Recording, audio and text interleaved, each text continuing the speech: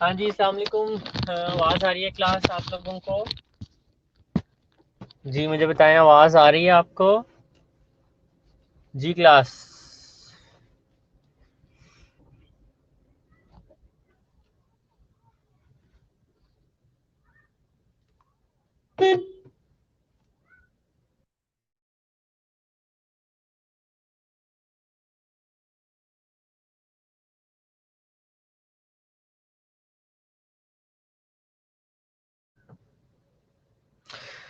ठीक है जी, ये 13-14 लोग ही होने आगे हमारे पास वही क्लास में, यही हिसाब रहना है।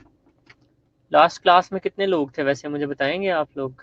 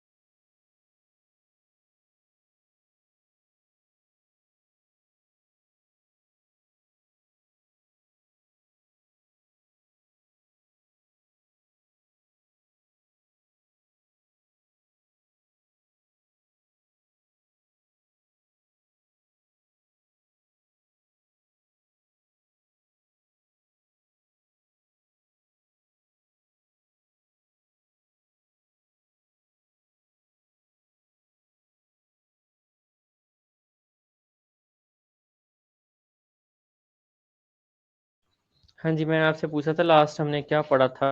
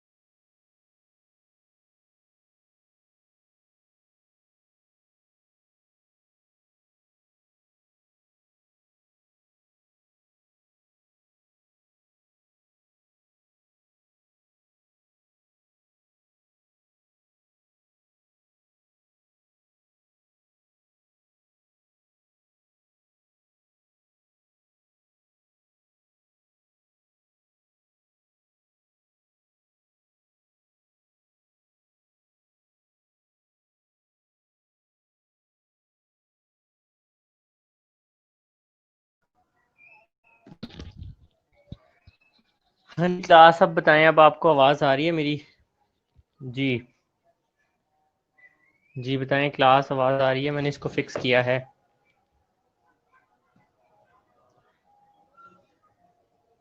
हाँ जी, आवाज़ आ रही है आपको? चलें, गुड हो गया। चलें, अभी नमाज पढ़ लें आप लोग। 3:35 38 तक जो है ना नमाज पढ़ लें आप जल्दी से। जो लोग गए हुए हैं उनको भी वापस बुलाते हैं, और अब हम आज नया एक यूनिट स्टार्ट करने जा रहे हैं। तो इस यूनिट को स्टार्ट करते हैं, तो बाकी हमारे टाइम को अच्छे तरीके से यूटिलाइज करने की कोशिश करते हैं जो हमारे पास बच गया है। ठीक है जी, नमाज पढ़ लें, 5 मिनट हैं। 5 मिनट बाद वापस आ जाएं, बाकी लोगों को भी कह दें कि वापस आ जाएं टाइम से।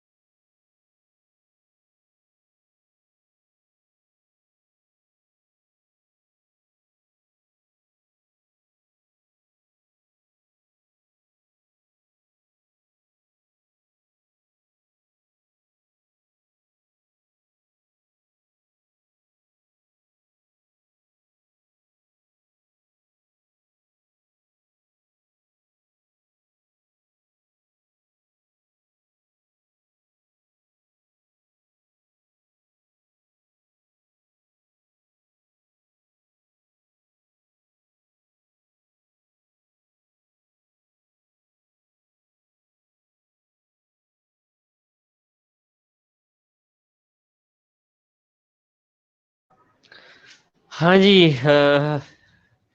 बाकी लोगों को भी कहें ज्वाइन कर लें, अभी मैं अटेंडेंस लगाता हूँ। सो जी, Fauzia are you there? Fauzia, क्या हुआ आप यहाँ? जी फौजिया, ग्रुप पे मैसेज कर दें कि अटेंडेंस होने लगी है तो वापस ज्वाइन कर लें। टाइम ख़त्म हो चुका है हमारा, जो ब्रेक दी थी आप लोगों को। तो हम अब आगे पढ़ना जो है ना स्टार्ट करते हैं। हाँ जी,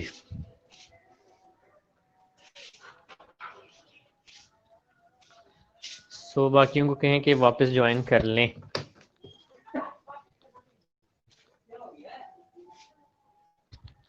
बाकी लोगों को क्या वापस ज्वाइन कर लें, फिर हम आगे आज नया यूनिट स्टार्ट करने लगे हैं मेंटल हेल्थ का, and this unit is very important.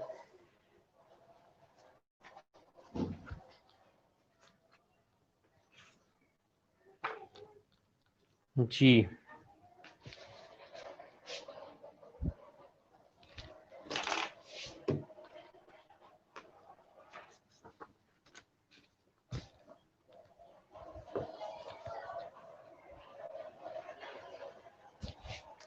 कौन सी बुक फर्स्ट ईयर वाली? आयशा, कौन सी बुक की बात कर रहे हो आप? कौन सी फर्स्ट ईयर वाली बुक? जी, कौन सी फर्स्ट ईयर वाली बुक की बात कर रहे हो आप?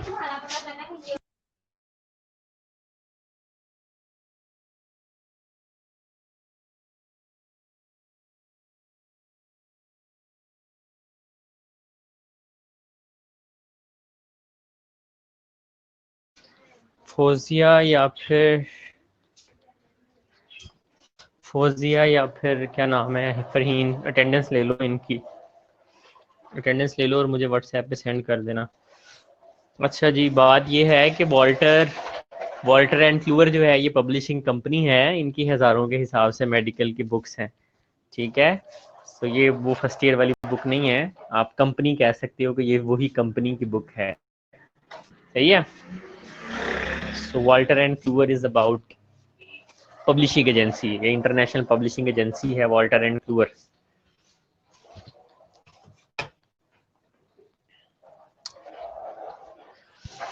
हाँ भाई, attendance, Faheen are you there, या फौजिया, अटेंडेंस तो लगाओ यार इनकी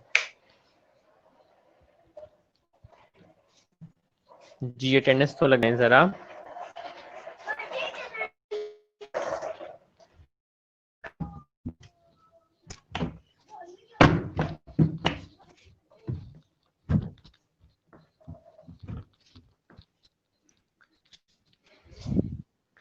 ठीक है जी, अब क्योंकि काफ़ी कैंडिडेट्स हो चुके हैं हमारे पास, स्टूडेंट्स हो चुके हैं, चलो फरीन ज़रा अटेंडेंस तो लगा लो एक पेपर के ऊपर इनकी, जो जो बोलता जा रहा है, ताकि जो है ना फिर मैं आगे क्लास जो है वो कंटिन्यू करता हूँ। सो पहले मैं ये स्टार्ट करने से पहले आप लोगों को थोड़ी सी एक चीज़ दिखाना चाहता हूँ कि बेसिकली इस यूनिट के अंदर हम क्या क्या पढ़ने जा रहे हैं। सो मैं आपसे स्क्रीन शेयर कर रहा हूँ अपनी।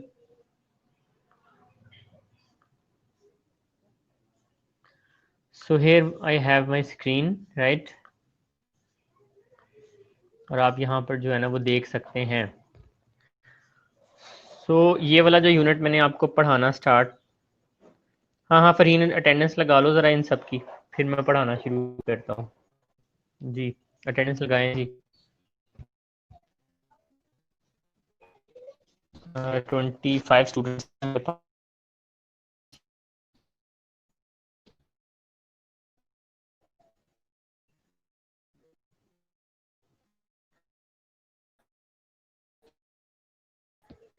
अटेंडेंस लगा।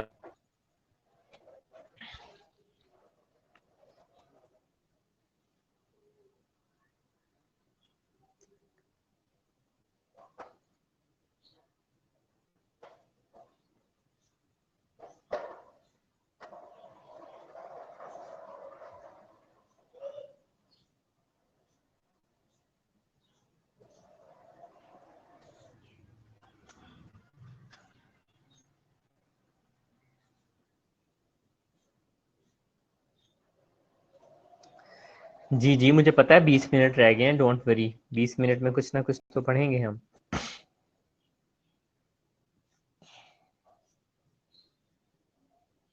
चलें, आई होप अटेंडेंस लगा ली होगी। सो लिहाजा मैं इसको कंटिन्यू करता हूँ जी आपके साथ। ये जो अब हम नेक्स्ट यूनिट पढ़ने जा रहे हैं, this is very important unit. इसके अंदर आपके 3 यूनिट्स, 2 यूनिट इसमें पार्शली कवर होंगे और एक यूनिट जो है इसके अंदर कम्प्लीटली कवर होगा, सही है। तो आप यहाँ पर देखेंगे जी, यूनिट नंबर 5 लिखा हुआ है साइकेट्रिक ट्रीटमेंट्स। तो साइकेट्रिक ट्रीटमेंट्स के हवाले से इसके अंदर हम थोड़ा सा साइकोथेरेपी, कोग्निटिव बिहेवियरल थेरेपी और इस तरह की कुछ चीज़ें पढ़ेंगे, थोड़ी सी डिस्कस करेंगे। तो पार्शली जो है साइकेट्रिक ट्रीटमेंट का थोड़ा सा पोर्शन हम यहाँ पे पढ़ेंगे एक तरह से। उसके बाद आप एक यूनिट देख रहे हो, यूनिट नंबर 8, चाइल्ड साइकोलॉजी के हवाले से। ठीक है, तो चाइल्ड साइकोलॉजी के हवाले से चाइल्ड किस तरह से साइकोलॉजिकली डेवलप होता है, कौन कौन सी थीरीज हैं, तो वो थीरीज पढ़ेंगे हम यहाँ पे। तो इसमें से थोड़ा सा जो टच होगा आपका वो चाइल्ड साइकोलॉजी के हवाले से भी होगा। उसके बाद हमने जो एक कंप्लीट इस यूनिट के अंदर पढ़ना है वो है जी मेंटल डिफेंस मैकेनिज्म। सही है, तो जब वो मेंटल डिफेंस मैकेनिज्म आएंगे तो डेफिनेटली उस वक्त हम डिस्कस करेंगे कि मेंटल डिफेंस मैकेनिज्म्स क्या होते हैं। तो लिहाजा 3 यूनिट्स हैं जिनको हमने इसमें टच करना है, एक को कम्प्लीटली फिनिश करना है और बाकी 2 यूनिट्स जो हैं वो हम पार्शली इस वाले लेक्चर के अंदर कवर करेंगे, सही है। मैं यहाँ पर आपके सामने स्लाइड्स दोबारा से ले आता हूँ। तो स्लाइड अगर शो हो गई है तो प्लीज़ मुझे कमेंट में बता दें। ठीक है, स्लाइड अगर शो हो गई है तो हम कमेंट में बता दें, मुझे आप लोगों को पढ़ाना स्टार्ट कर सकूँ।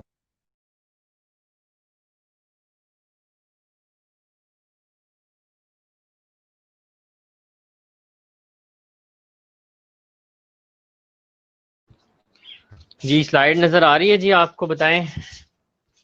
चलें, गुड हो गया। सो आप यहाँ पे भी देख सकते हैं, यहाँ पे 3 चीज़ें लिखी हुई हैं। Number 1 defence mechanisms, number 2 psycho social theories, और नंबर 3 थेरेपी, कि थेरेपीज किस तरह से लेके चलनी है। ठीक है, चलें जी। सो नेक्स्ट चलते हैं हम स्लाइड की तरफ। तो सबसे पहले जो हम चीज़ें डिस्कस करेंगे वो साइको सोशल थीरीज हैं। ये थीरीज जो होंगी डिफरेंट हमारे ह्यूमन बिहेवियर्स के बारे में होंगी। ये थीरीज जो होंगी ये डिफरेंट हमारे बच्चों की डेवलपमेंट के बारे में होंगी। जैसे कि एरिक एरिक्सन की थ्योरी हमने फर्स्ट ईयर में पढ़ी थी, वो भी इसके अंदर ही इंक्लूडेड होगी। तो उसके ऊपर खैर आपको थोड़ा सा एक्स्ट्रा एफर्ट नहीं पुट करनी पड़ेगी, क्योंकि वो आपने फर्स्ट ईयर में भी बड़े अच्छे से याद की हुई है। हाँ जी, आवाज़ नहीं आ रही?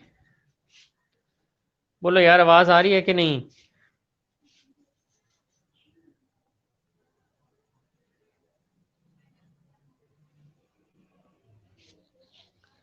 हाँ जी, आवाज़ आ रही है कि नहीं? मेरी तरफ से तो ऑल सेट है यार वॉइस के लिए।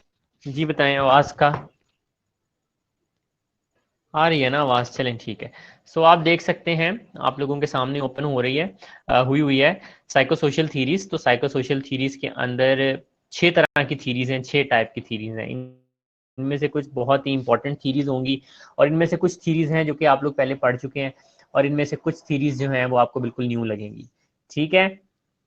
सो जो पुरा थ्योरीज हैं उनमें सबसे पहली साइको एनालिटिकल थ्योरी है, और ये सिगमंड फ्राइड की है। इसको फ्रूड नहीं पढ़ना आपने बिल्कुल भी। हाँ, ना वाइवा में आपसे अगर पूछा जाए और आप कहें जी सिगमंड फ्रूड, तो सिगमंड फ्रूड नहीं है, सिगमंड फ्राइड है। इसको फ्राइड जो है वो करते हैं, प्रोनाउंस करते हैं। अच्छा, सो सिगमंड फ्राइड कौन था?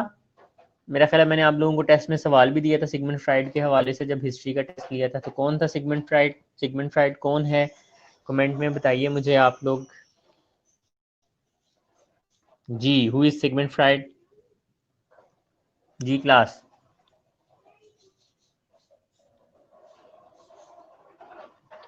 सिगमंड फ्राइड कौन है जी?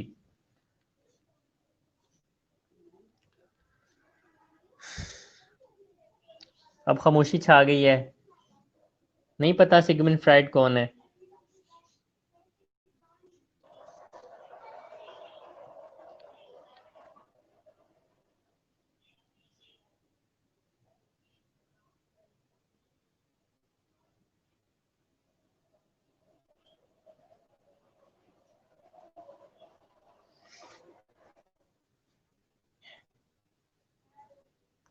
फरहीन बस ठीक है, जिसने लगा ली अटेंडेंस दैट्स इट, जिसकी नहीं लगी उनको रहने दो, छोड़ो उनको। ना करो यार तुम लोग, मतलब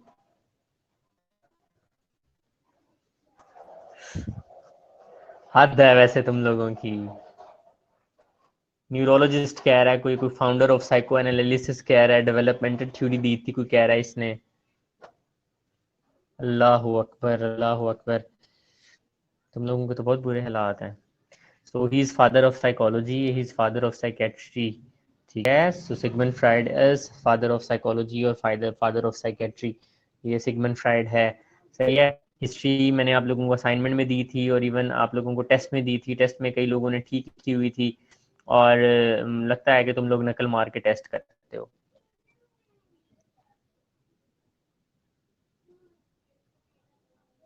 गूगल कर कर आके थे साइकोलॉजिस्ट थे न्यूरोलॉजिस्ट बनाई जाओ उसको। तो सिगमंड फ्राइड को फादर ऑफ साइकोलॉजी या फादर ऑफ साइकेट्री कहा जाता है। राइट, सिगमंड को फादर ऑफ साइकोलॉजी या फादर ऑफ साइकेट्री कहा जाता है, तो इसको याद रखना है आपने।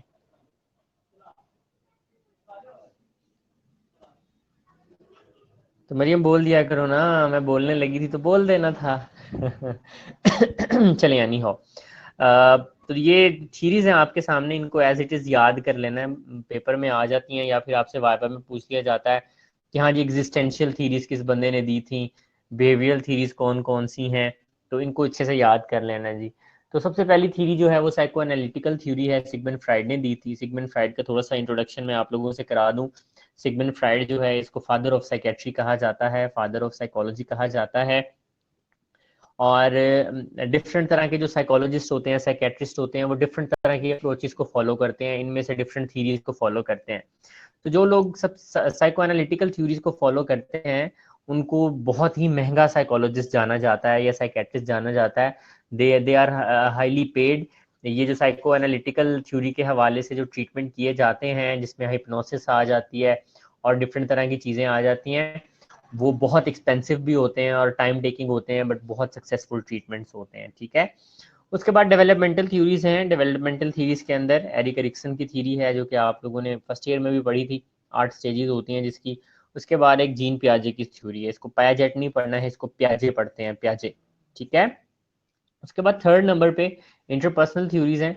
इंटरपर्सनल थ्योरीज के अंदर सुलेवान की थ्योरी है और पेप्लो की थ्योरी है। ये हम डिस्कस करेंगे। उसके बाद ह्यूमनिस्टिक थ्योरी है। ह्यूमनिस्टिक थ्योरी में मैस्लो की ही थ्योरी आप लोगों ने, मेरा ख्याल है मैंने फर्स्ट ईयर में थोड़ा सा नर्सिंग प्रोसेस के हवाले से आप लोगों से डिस्कस की थी बल्कि। और उसके बाद रॉजर्स की थ्योरी है जो कि हम लेंगे। बिहेवियरल थ्योरीज हैं, पेवलॉव और स्किनर की, ये बड़ी फेमस किस्म की थ्योरीज हैं और शायद आप लोगों ने भी ये थ्योरीज कहीं ना कहीं पढ़ी हों, जिसमें कि एक डॉग के ऊपर एक्सपेरिमेंट किया था एक ने, और एक ने एक रैट के ऊपर एक्सपेरिमेंट किया था कि जब भी वो बेल बजाते थे और डॉग को स्लाइवेशन स्टार्ट हो जाती थी खाना रखने के लिए, और इसी तरह के रैट के ऊपर एक स्टडी थी इनकी। ठीक है। उसके बाद नेक्स्ट आ जाती है जी एग्जिस्टेंशियल थ्योरीज। और एग्जिस्टेंशियल थ्योरीज के अंदर ये 4 थ्योरीज हैं आपके सामने हैं। बेक है, एलिस है, फ्रैंकल है, पर्ल्स है और ग्लेजर है। तो ये हमने थ्योरीज जो है यहाँ पे डिस्कस करनी है। इन थ्योरीज के हवाले से साथ ही हम ट्रीटमेंट्स भी डिस्कस करेंगे। और उसके बाद हमने जब हम सिगमंड फ्राइड को पढ़ रहे होंगे, तो सिगमंड फ्राइड ही वो बंदा था जिसने डिफेंस मैकेनिज्म्स के बारे में बताया था। ठीक है। तो डिफेंस मैकेनिज्म्स को भी जो है हम अकॉर्डिंगली यहाँ पर इनके साथ जो है वो हम डिस्कस करेंगे। So here we go. सबसे पहले psychoanalytical theories. Psychoanalytical theories जो हैं ये सिगमंड फ्राइड की थीरीज हैं। तो सबसे पहली जो थीरी है उसको डिटर्मिनिस्टिक थीरी कहा जाता है। डिटर्मिनिस्टिक थ्योरी का मतलब क्या है, आप पढ़ सकते हैं, all human behaviour is caused explainable. कि हमारे जितने भी बिहेवियर होते हैं, हम जिस तरह से भी रिएक्ट करते हैं किसी सिचुएशन के अंदर, हमारा जो भी बिहेवियर होता है उसके पीछे कोई ना कोई वजह होती है। ठीक है, कॉज होती है। ऐसे ही कोई हमारा बिहेवियर नहीं होता। हमारे माइंड में कुछ चल रहा होता है, हमारी साइकोलॉजिकली कुछ ना कुछ बात होती है जिसकी बेस पे हम चीज़ों को लेके बिहेव करते हैं और डिफरेंट एक्शंस करते हैं। ठीक है। और उसके बाद उसने कहा कि these human behaviours are explainable. तो इनको डिफरेंट तरीकों से एक्सप्लेन किया जा सकता है। फॉर एग्जाम्पल, आप लोगों ने सुना होगा कि अगर कोई अपने नोज को टच कर रहा है बात करते हुए, तो इट्स मोस्ट प्रोबेबल कि वो झूठ बोल रहा है। ठीक है। तो इसी तरह से जो भी हमारे बिहेवियर होते हैं उनकी कोई ना कोई साइकोलॉजिकल ग्राउंड्स होती हैं, और उन साइकोलॉजिकल ग्राउंड्स के ऊपर हम उन बिहेवियर को इंटरप्रेट भी कर सकते हैं और एक्सप्लेन भी कर सकते हैं। ठीक है। उसके बाद वो कहता है repressed sexual impulses desires as motivation for behaviour.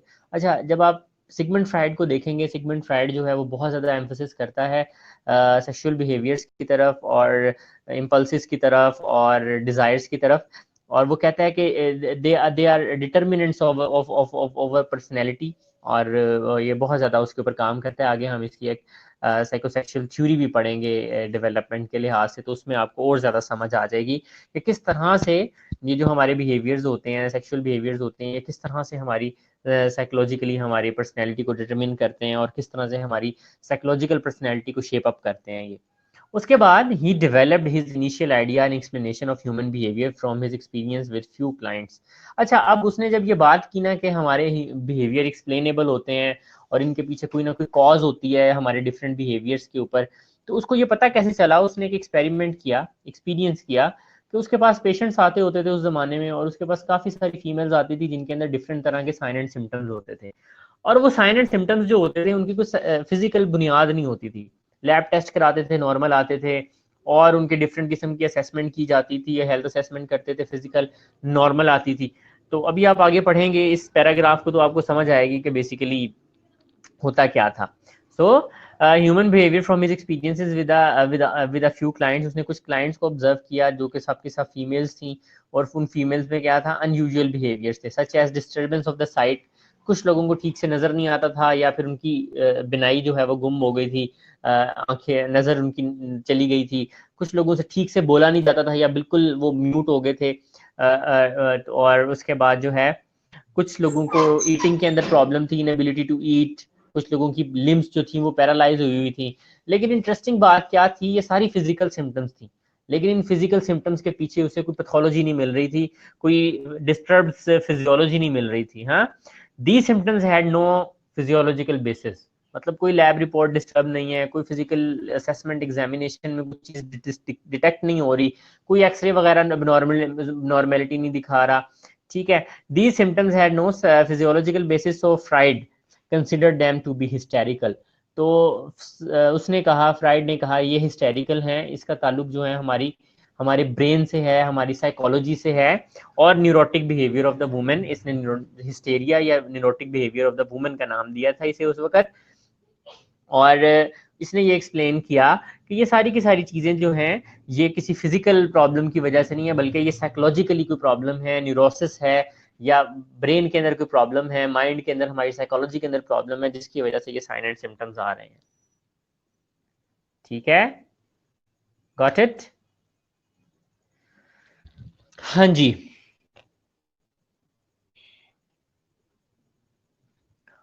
यहाँ तक कोई क्वेश्चन है तो मुझसे पूछ सकते हैं, उसके बाद मैं नेक्स्ट स्लाइड के ऊपर चलूंगा। जी जी क्लास, इससे रिलेटेड मैं आप लोगों के साथ एक वीडियो लेक्चर भी शेयर करूंगा, मेरे पास है इससे रिलेटेड, तो मैं वो भी शेयर करूंगा आप लोगों को, आप लोग जो है ना देख लीजिएगा, आप लोगों को अंडरस्टैंड आ जाएंगे इस चीज़ की। अच्छा जी, सबसे पहली जो सिगमंड फ्राइड की साइकोएनालिटिकल थ्योरी है वो है जी कंपोनेंट्स ऑफ पर्सनैलिटी के हवाले से। सिगमंड फ्राइड ने कंपोनेंट्स दिए थे पर्सनैलिटी के, हमारी पर्सनैलिटी के 3 कंपोनेंट्स होते हैं। तो अभी हमारे पास टाइम थोड़ा सा कम है, टाइम ऑलमोस्ट खत्म होने वाला है, कई लोगों ने ड्यूटी पे भी जाना होगा, तो मैं यहीं पे एंड करता हूँ। लेकिन अब आप लोगों ने क्या करना है, ये जो पर्सनैलिटी कंपोनेंट्स हैं सिगमंड फ्राइड के, ये नेक्स्ट क्लास जब होगी उसमें आपने ये पढ़ के आने हैं, कहीं से अंडरस्टैंड करके आने।